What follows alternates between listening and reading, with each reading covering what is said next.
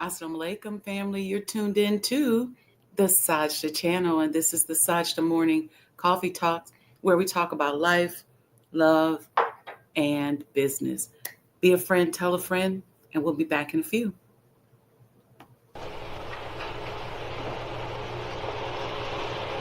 O Allah, guide me among those whom Thou hast guided aright, and preserve me among those whom Thou hast preserved, and befriend me among those whom Thou hast befriended. Bless me in whatsoever Thou dost grant me, and deliver me from the evil of what Thou hast judged. Surely Thou judgest, and none can judge against Thee, and he whom Thou befriendest is not disgraced. Blessed art Thou, O Lord, and exalted be Thee above what they set up besides Thee. I bear witness, nothing deserved to be served besides Thee, and I bear witness that Muhammad is Thy servant and apostle. Amen.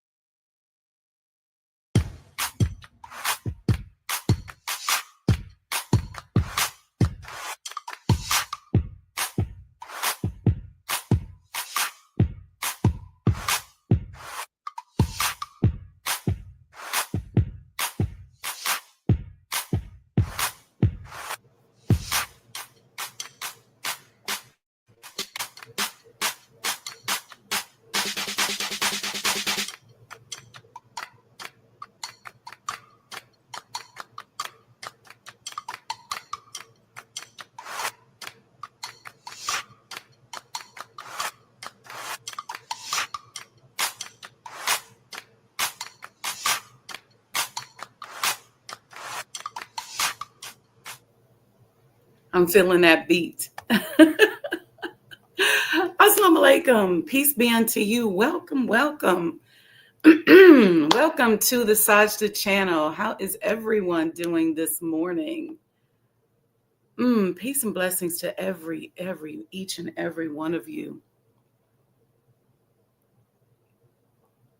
I got some good old H2O.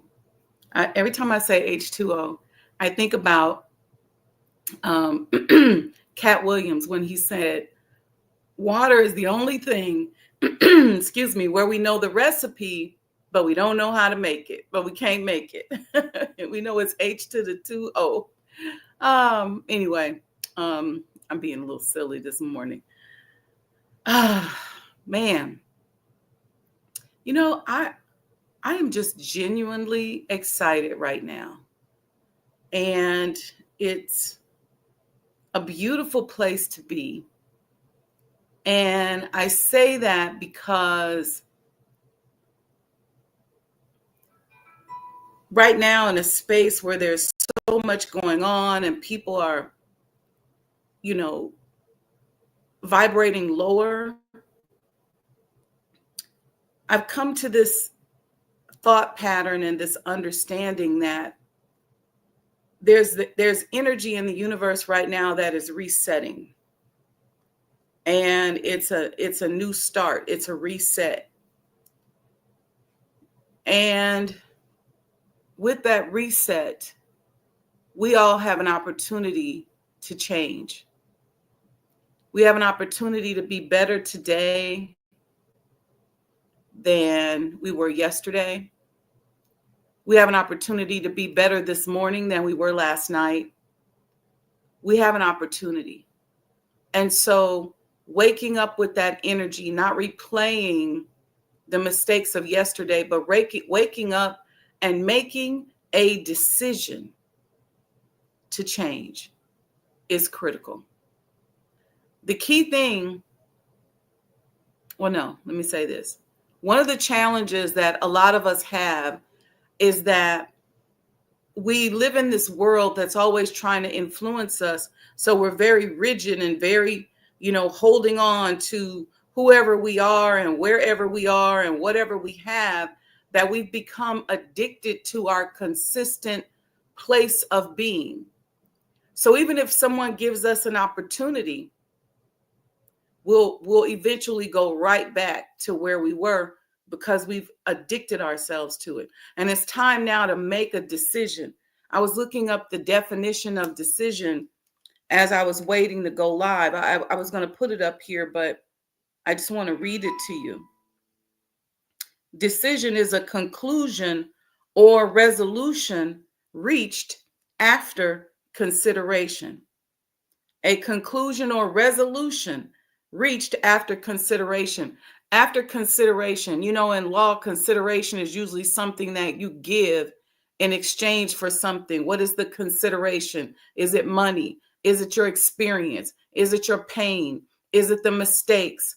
Is it what you've lost? What is the consideration? But you've been through enough consideration, I should say, that you should be able to reach a conclusion. You should be able to reach a resolution that if you keep eating the same way that you've been eating, that you're either going to die or get very, very sick or gain a lot of weight. What is the decision that you've made based on the consideration or what you've been through? Let's make a decision to change. We all have these fancy New Year's resolutions. But the question becomes, what have we really decided to do versus what are we saying? If you knew that you were a liar yesterday, you don't have to be a liar today. If you knew that you were a cheater yesterday, you don't have to be a cheater today. You have the chance now to reset and let the truth set you free. Let the truth of who you are, your authenticity, the truth of who you are can set you free. So making a decision to change. Make that decisions, micro decisions. We talked about that, I think, a couple weeks ago. The micro decisions that we make when we string together these micro decisions, and then we all of a sudden come up with a life. If I say, who are you? You are the sum total of the decisions that you've made. Not just the big decisions about what college you're going to go to or what job you're going to take or who you're going to marry. Those are big, but there's little decisions, micro decisions that we're making every single day. When we decide not to tell the truth, when we decide not to be straight up, when we decide to hurt somebody, when we decide to be mean, there's a conversation that's going on in your head, and it may happen so quick, but something happened where you made a decision to make that move. And so when you look up and you go, well, who am I? Who am I when nobody is looking? That question should encourage us to look and say, what decisions am I making when nobody's looking? If somebody's looking at me, then maybe you don't eat pork. But if somebody ain't looking, you at home by yourself, are you tearing them ribs up? You sliding through the drive-thru of your favorite restaurant and getting you a pulled pork sandwich because nobody's looking? Who are you when nobody's looking? Or when you think you got the covering of your ego? See, that old stinking ego got a way of making us think that it's covering us. And when your ego's covering you, what are you doing under the cover of your ego? See, the laws of the universe are going to tell on you, because as you're stringing those decisions together, people who can see, I always say, don't mess with people who can see. People who can see the sum total of the decisions that you make. They can see the habits that you have by the life and lifestyle that you live. Who are you? What are you doing? What you sneaking around doing? Because you think can't nobody see it. Or because you think your ego is covering you.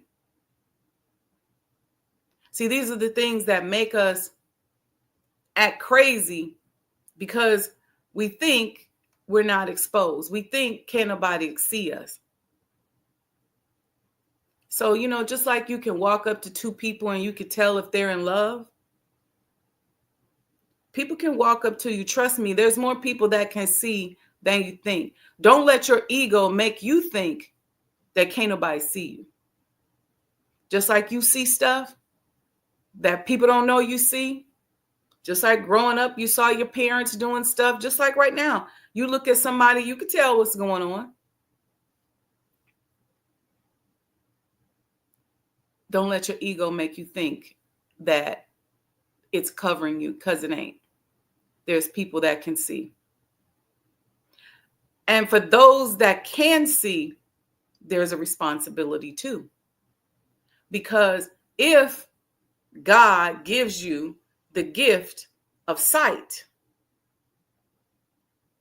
then it ain't even for you to be busting out everything that you see.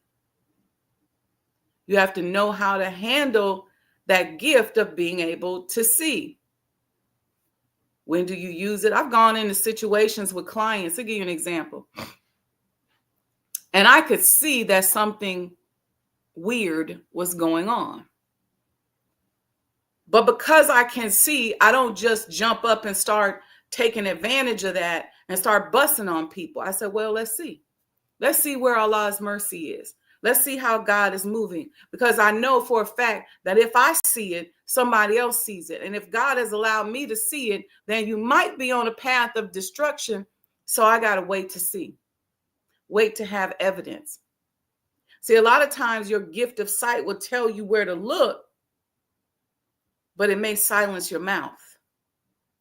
And you gather that and you wait. Because God may not tell you, oh, no, don't pull the trigger yet. I'm still working on this person. They still trying to change. See, there's still that grace and mercy in. So there's balance and responsibility on both sides. I'm sorry, y'all. My alarm is going off in the other room. I forgot to turn it off. Give me 1 second. I'll be right back. Grand Rising, Sister Aurelia, and Walaikum Salam to Brother Lamont and Sister Aurelia. I'll be right back.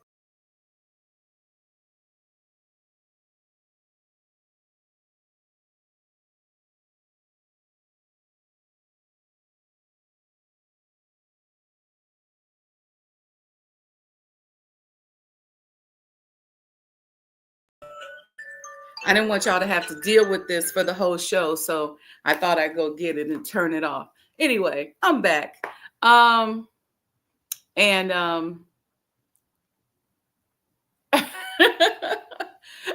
Brother Lamont said, I cut that alarm off on the weekend. Whew, yeah. You know what? That's an alarm that's reminding me to do something. And I actually said it yesterday. Walaikum salam, Sister Alita. Decisions. That's what we're talking about. Decisions to change. Make a decision. Why do we need to make a decision? Because we got enough consideration. We've been through certain things. We can already see that maybe what we're doing isn't working. Or here's another thing. Maybe what you're doing is working and you need to make more of a commitment. Maybe you've been blessed and you stumbled up on something and you're like, wow, this is truly a blessing. It's really working. Let me make a decision to go deeper into this. Let me stop riding around the coattails and go deeper. Maybe that's where you are, but make a decision. Make a decision. You don't have to be the same person yesterday that you were today. You don't have to be the same person tomorrow that you are today. We should be stringing together these micro decisions, the ones that we think don't matter. That choice of food. I'll give you an example. I don't know why yesterday I had some stuff to do, to go to post office. Thank you, you all. A couple of y'all bought sweatshirts using the QR code. I appreciate it. So I had to run to the post office and do that. And for some reason, when I came out of the post office, I wanted a huge breakfast. I was like, what are you doing? Girl, you got a long way to go before 4 o'clock. And I had to make a decision to deal with my ego that was saying, girl, go and have breakfast if you want. You be going through so much. You so busy. Go and have you a big breakfast. And I was like, no, you don't run this. I do. And I'm not eating until 4 o'clock. And I don't know why it just came over me. And I just had that conversation. I made a decision and I said, not today. Not today. And even in thinking about, I started making sure that my brain had enough information so that it would tone down and my heart could take over. And so even when 4 o'clock came, because for some reason that particular day, I just had to make these decisions. Even when 4 o'clock came, I ended up in a meeting that ran over, didn't get to eat till like 7. But I was so happy that I had made that decision in the morning. Small decision. Y'all wouldn't have known. I could have pulled up at the breakfast place, had me a little omelet. But those are the little decisions that we make. I know people who say, you know what, I just had a little decision to make and I just decided to have a cigarette. But those micro decisions are affecting you. Well, I had to make a decision. I just decided to, do such and such and so and so. What are those micro decisions that you're making when nobody is looking that are affecting your life? What are those decisions? Think about it. All right. So I'm not going to be long today because I have somewhere that I have to be at 7:30 this morning. But I do want, I always say that and then I end up talking, but I want to show you all a video for the, everything's just going off around here today, this morning. I didn't turn nothing off. I want to show you all a video on the series that we're working on, entitled The Messenger's Residence. Um, I'm taking on a big task in working to put this series together as a companion to the history of the house, and showing people a different side of things. So it's just been a lot of research. Um, I literally was up this morning at 2:30 doing some research, studying early Muslims in America, and really getting a lot of inspiration from the Great Migration. That's been a big thing that's just been vibrating inside of me ever since I went to the messenger's birthplace. And we're working on an episode called The Messenger's Footsteps that documents that trip and what we learned. But most importantly, I want to give you an insight into his experiences, his life experiences, his mind, and to put you there, because the whole idea for me is place-based education. Because I believe that when we can place ourselves in a situation, we can see it better and we can have more respect for it.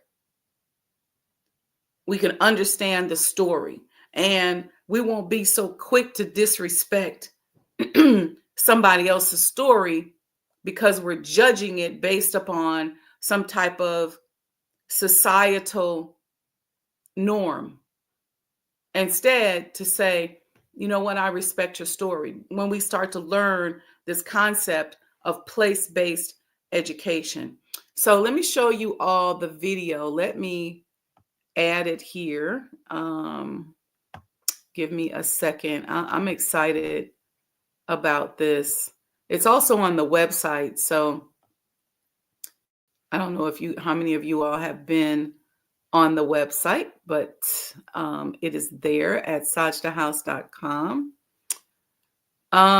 Okay, so I'm gonna show you all this. It's just one of the things that I'm working on. I'm really, really excited about. And I'll be back on the other.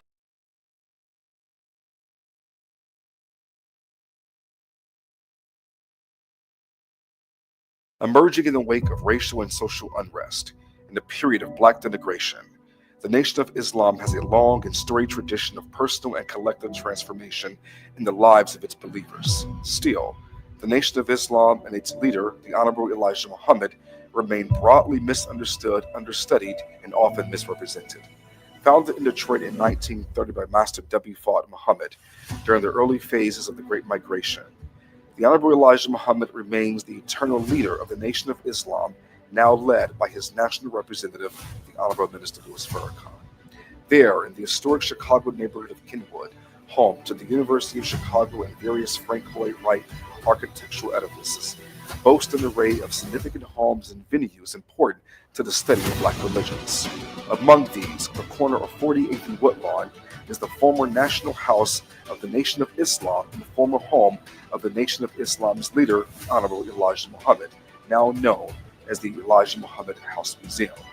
The early 20th century home is one of several properties that were owned and operated and built by the Honorable Elijah Muhammad, in addition to multiple North African-inspired homes that flank the primary residence.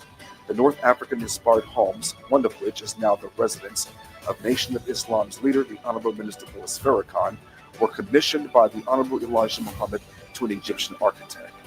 The Egyptian-themed residences, in conjunction with the former National House, collectively narrate a story about the Nation of Islam and its leaders' desire to establish a new religion and way of life for black people.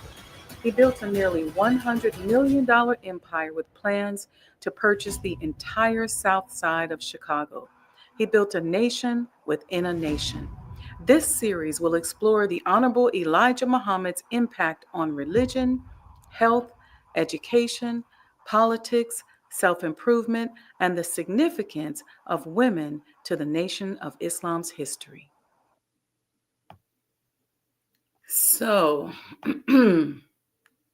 that's the teaser. And I welcome your feedback on the teaser. Um, I made a decision following up on it. But that the using this concept of place-based education, I first started doing it in Africa when I went to the slave malls, and I started placing myself there and feeling it. But most importantly, I started tapping into the emotions. And in tapping into the emotions, when I had this experience in Africa, was this feeling of love and betrayal. But it was centered around love and betrayal. I would have to say it that way. And so when I did this with the Great Migration and was standing there in that colored only tunnel that the Honorable Elijah Muhammad and Mother Clara would have gotten on to travel to Detroit. Again, that feeling of hope, but love. And what were they thinking as they walked down that tunnel? What type of terror were they fleeing from? Because we went to the tunnel first. And so I was able to ask myself that question. When they boarded this train, what did they hope? What did they want? What were they looking for? And then as we began to travel through Cordell and Deep Step and Sandersville, placing myself there, looking at the earth, looking at the ground, looking at how close a lynching site was to his school and to churches, and what that felt like in this little town. I was blessed to be able to feel that.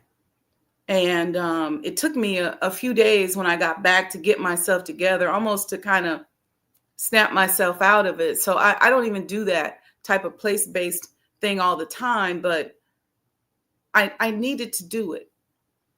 And I had done it before, but I did it again, even thinking about my own grandmother and grandparents, and them just going, I gotta get up from out of here. Gotta get out of here. And so even when they got up north to places like St. Louis and Kansas City and Omaha, Nebraska, and Chicago, Illinois, and New York, Harlem, even when they got there, things were not perfect, but they carried with them a certain hope, a certain desire, certain dreams that many of them didn't get an opportunity to fulfill,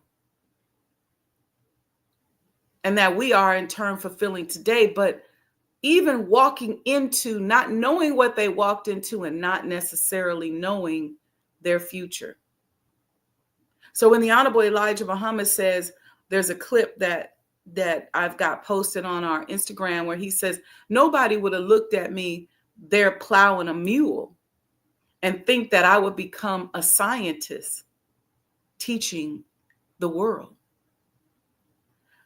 And these are the types of stories that we want to encourage with the development of this movement of preserving these historic houses. When the broader society goes into certain neighborhoods, I remember doing it when I was a child, and they'd say, "Oh, that's where so and so used to live, and that's where so and so used to live." And even though those houses may be occupied or rented or sold to people who have no idea or no connection to that original person, knowing that history and understanding the landscape of a neighborhood is very important for us. So when you drive around Chicago, We want you to have an understanding of where your people lived, who we are, and what we accomplished. And not just Chicago, but all over, as a result of the Great Migration, who we are. So if you can sit in front of a house and imagine, based on my socioeconomic condition now, I may look at this neighborhood and go, this is amazing. But imagine your great grandmother, your great grandfather moving into those neighborhoods, coming up here from the South, escaping massive amounts of terror and just looking for better opportunities. Just imagine. And so I want us to think about that as when we get down, when we're going through stuff. And I see a lot of people posting about the LA fires and saying, remember Katrina. And I also want us to think about the disasters that our ancestors lived through and survived through. The Dust Bowl, the massive amounts of terror that they lived with every day. Not to diminish what's going on now, but I want you to have a sense of that level of resilience that is in each and every one of us. That's why I started this conversation with make a decision. Make a decision. A lot of us make a decision to do wrong, even if we've fallen out of whatever discipline we have. We made a decision to do that. Let's make a decision now to get back and get ourselves together. Let's make a decision right this moment that you're going to have certain things. You're going to be a certain person. You're going to help a certain amount of people. I told myself, I said, this year for 2025, I want to be able to help 10 people build their businesses to $1 million status. And I made a decision. I started working on designing a scalable model so that when you come to me and hire me as a consultant, I can help you make certain decisions. Because see, that one little decision that you might make might be the thing that might tank your business, or it might be the thing that allows you to move on to multi-million-dollar status. And then my hope is that with that increased status that you have, that you in turn reach back and help somebody else, and that you give and support to causes that are promoting and pushing us collectively as a people. We have to stop promoting people who make a decision to do wrong, who make a decision to hurt other people. It's a decision in that. Let me see what y'all saying in the chat before I get out of here. And if you have any questions or comments or anything you'd like me to chat on in these we got about 15 minutes, please put it in the chat. So by the time I get to your comment, I can definitely talk about it. Okay. So we already shouted out Brother Lamont, who is a longtime friend of the show. Sister Aurelia says ASA, Grand Risings to all. ASA, for those who don't know, is an acronym for Assalamu Alaikum. Assalamu Alaikum is a prayer that just says, peace be unto you. And so we wish you peace, especially in this day and time that we're living in. We shouted out Sister Alita. She put some bullseyes up. RJ Funches says, Assalamu Alaikum, all decisions. Yes, decisions. And you got to get to the point where you can learn how to make the big decisions too. Because a lot of people are good at those little micro decisions, but then they run away from the big decisions. And sometimes those big decisions will scare you. They're the ones that keep you up at night, but you got to make them. You got to make them in order to go to that next level. Sister Aurelia says, please pray for victims of LA fires. Many Black families lost homes related to believers. Remember Katrina. Yes, yes, and yes. Loving the video. Thank you. Thank you. Sister Aletha loves it. Loves the teaser. RJ Funches. Yeah. Thank you. Thank you. Thank you. I see Sustainable Home Empire MGT says ASA, graceful rising. So excited for the video. Yes. Thank you so much. Appreciate it. Any questions, comments, anything you want me to chat about, put it in the comments. I believe that after this weekend, we'll be able to publish our schedule for Savior's Day so y'all can get in and get registered right away. We're also working on a few receptions that we're going to have.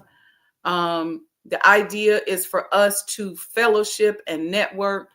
Listen, it's going to be lit. Let me just tell you that. It's going to be lit. And let me address this, because a lot of people are like, wow, you know, we're not going to the big arena. We're not going to McCormick. We're not going to Wintrust. We're not going to United Center. We're not going to, it used to be the Pavilion. We're not going to these places. We're going to be at home on our campus at the National Center for Savior's Day. And we're going to extend that campus over for those of you who want to come to Sajdah House. It's just a few blocks away almost.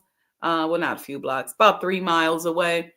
For a visit, for that place-based education we've been talking about. But sometimes, well, because we're not place-based education based, oftentimes as a people, and we don't really necessarily know our history, it becomes really easy to make a decision that because we don't see what looks like glitz and glamour meaning I want to go to the McCormick, I want to go to Wintrust, I want to go here, I want to go there, and maybe home is not glitzy and glamorous enough. But it's time for us to become more intimate with one another. It's time for us to get closer to one another. It's time for us to see one another so that we can experience one another and support one another during trying times. Yes, you see what's happening with the LA fires and things like that, but we should work on coming together. We should not be falling apart and falling away going, oh, well, I ain't going because I really like going when it's the glitz and glamour. Well, the glitz and glamour is one another. And that's how things start to fall off, when people don't fellowship and have that kind of revival feeling with one another. It's time to have that reunion. It's time to come home. It's time to support one another. We are not in the day and time where we need to be locked in to glitz and glamour only. Look, get your outfits together, get pretty, get handsome, and come see your family. Let's connect. Let's unite. Let's decide to find common ground. Let's pool our resources together. Let's be more intimate and closer with one another. Let's stay around one another. Let's be together. Let's make a vow this Savior's Day 25 that we're going to break out of this rugged individualism. And we're going to start leaning on one another, loving one another, uniting with one another, being together. And even though it might be a smaller and tight place, you know, those families that there you hear them say, well, we grew up in a 2-bedroom house and it was 10 of us. And those people are real close to today. Come together. Let's, like back in the day, we go to Savior's Day, we pile up in a room. You know, a lot of us ain't at that point no more where we got to go tend to a room and just, but let's just come home, y'all. Let's come home to our holiday, to celebrate, to pray together. We should just be getting together and praying over each other's lives, loving on each other, letting the children really feel and imprinting those memories in their hearts and their minds so that 20 years from now, they'll want their children to experience it. It's time. Let's come together. What else you got to do? You ain't got nothing else to do anyway. So come on up, come on in. We're gonna inshallah, we'll get that published this weekend so you can start signing up. We will also need people to sign up as volunteers. Don't just sign up as volunteers because you think it's cute. We actually do work. And don't sign up as a volunteer if you know you can't be committed, because we'll be relying on you. Okay. And if you sign up as a volunteer, we're going to screen you, have a conversation with you. Because if you think, okay, I'm just going to come so I could be in the mix and hang out. We got work to do. I got a beautiful phone call yesterday from Sister Kiana in Houston. I got a group of sisters. I call them my midwives as I'm giving birth to this Sajdah House project. And she said to me, this is the last push. She said, we get ready to get this, we get ready to have this baby. I said, okay. So you've been walking it out. We're going to push it on out. This is the last push. We're going to come together in love, come together in fellowship. She's like, I'm staying close. Some of the other sisters are like, look, we staying close. Come on. I've been getting so many calls these last couple of weeks about us being excited about Savior's Day in Chicago. So that's our holiday. That's our holiday week. Let's celebrate because we are so blessed. I was flipping through YouTube. I'm telling this last story and I got to go. I was flipping through YouTube. I told you I was doing some research this morning. And so after I finished my meditation and prayer, I said, okay, let me get dressed. Let me get it together. And I came across this song. It's a gospel song that said, I've been changed. I get excited over gospel songs because I don't know if y'all know about me, but I grew up Catholic. So a lot of these songs I never heard before. But this one talked about the angels in heaven done signed my name. And I thought about that Savior's letter where we signed our names. And our names got written in the book. And it doesn't matter where you were when you signed it. Doesn't matter what condition you were in when you signed it. But your name is in the book. And if your name is in the book, make a decision to live your life in a manner that is representative of somebody that's in the book. The song says, I know I've been changed. So we should be saying, I know I've been changed because I made a decision to change. And I'm making a decision to change whatever I need to change right now today with my big grown self, all the things that I know I think is all that about me. If I need to change it, I'm going to make a decision and have the courage to change it, to be better tomorrow than I am today. All right, family, peace and blessings. Love, love, love you, each and every one of you. Thank you for watching. Thank you for tuning in. Assalamu alaikum, Servant Nasir. I didn't see you here. Got the praying hands up. Appreciate it. Appreciate it very, very much. Okay, family. Please support. Go to the QR code. Buy something from the virtual gift shop.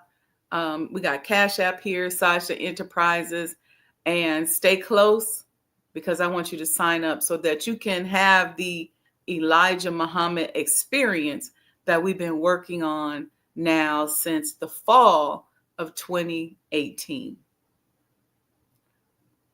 Okay. Peace and blessings, family. Love, love, love each and every one of you again. And I am going to get out of here. I'm going to show you one quick video on the way out. I told you that I made a decision that I want to help 10 people get their businesses to millionaire status today, but that's going to require a commitment and decision on your part. I'm going to show you a little bit about my business, and then we're going to be out of here. I may do another live later on today. We had a big article that came out on the bean pies in the Chicago Tribune. If you go to my Instagram page, you'll see it. And so we were talking about doing a little something today around it. I don't know if we're going to still do it, but if we do, I'll go live and let you all know. Okay. Peace and blessings.